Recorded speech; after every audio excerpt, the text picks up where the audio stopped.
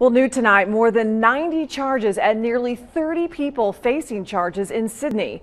Christian Hauser tells us what one mom is doing to keep her kids away from the highly addicted and potentially lethal drugs. Yeah, Deborah, these indictments are from a long investigation, and tonight and over the next couple of days, cops and state police in Sydney hope to get every one of them behind bars. A mom I talked with says this is all hitting too close to home. Amy Mahoney has lived in Sydney for 7 years. She's got 5 kids and a new husband. Amy says it's scary to think about heroin being on the streets of her small town. Well, I think it's very scary. I don't like the fact that it being in such a small town as compared to like Dayton or Cincinnati, that you could actually have so much drug activity. 29 people were indicted today on nearly 100 charges, but most of them are because of heroin. At last check, more than 10 people have been locked up.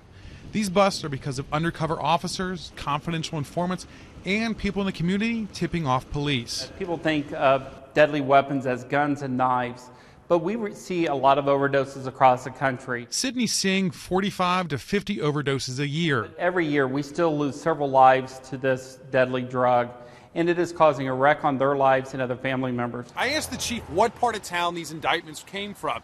He said they were from all over. He wants people to realize that heroin, you can find it just about everywhere. The houses that I know that they've caught here in this town are very close, too close for comfort for me. Mahoney says she's already started talking and warning her kids about how dangerous heroin and other drugs can be. I tell them they do not stop and talk to people they don't know. They don't take things from people they don't know.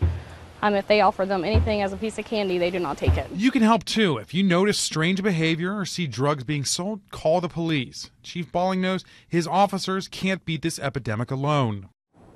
Now, Chief Balling also says his officers are trying to connect any overdose death to the person who sold the drugs so they can charge them for those deaths. Deborah, back to you.